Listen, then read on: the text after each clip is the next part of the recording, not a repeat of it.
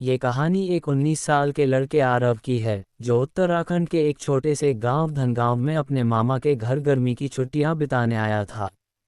आरव को एडवेंचर का बहुत शौक था। एक दिन उसने सुना कि गांव के पास एक बहुत पुरानी गुफा है जहां कोई कभी गया तो लौटकर नहीं आया।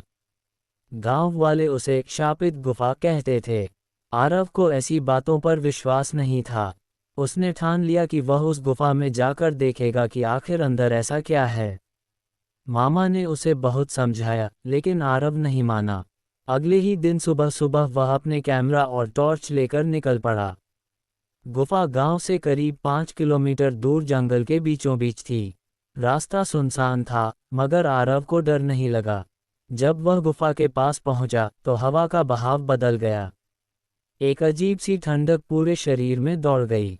गुफा के अंदर अंधेरा था मगर आरव ने टॉर्च जलाकर अंदर कदम रखे। अंदर बहुत गहराई थी। दीवारों पर अजीब चिन्ह बने हुए थे जैसे किसी पुराने समय की भाषा में कुछ लिखा हो। थोड़ी दूर जाने के बाद उसे दीवार पर खून से बने हाथों के निशान दिखे। आरव ने जैसे ही मुड़कर बाहर जाने की कोशिश की उसे रास्ता ही नहीं मिला। गुफा के रास्ते अपने आप बदल गए थे। वह चिल्लाया, दौड़ा, मगर हर बार एक ही जगह वापस पहुंच जाता। गुफा में अब उसे आवाज़ें सुनाई देने लगी, किसी के रोने, फुसफुसाने और हंसने की। उसे किसी ने पीछे से छुआ भी लेकिन पीछे कोई नहीं था।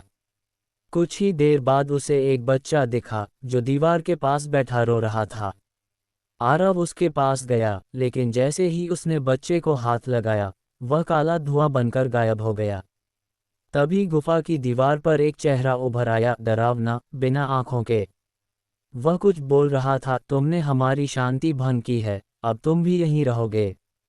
गुफा असल में एक प्राचीन बलि स्थल था। सैकड़ों साल पहले यहाँ तांत्रिकों ने बलि दी थी और आत्माएं वहीं कैद हो गई थीं। जो भी गुफा में आता वह आत्माओं का नया शिकार बन जाता। आरव ने बाहर निकलने की बहुत कोशिश की, पत्थर तोड़ने की, चिल्लाने की, यहाँ तक कि अपने हाथ पर चोट तक की ताकि वह जाग जाए, पर कुछ नहीं हुआ। अंत में उसकी टॉर्च बंद हो गई। अंधेरा घना हो गया और फिर उसे चारों तरफ से हाथों ने पकड़ लिया। कई दिन बाद गांव वालों ने उसकी तलाश की मगर कोई सुराग नहीं मिला।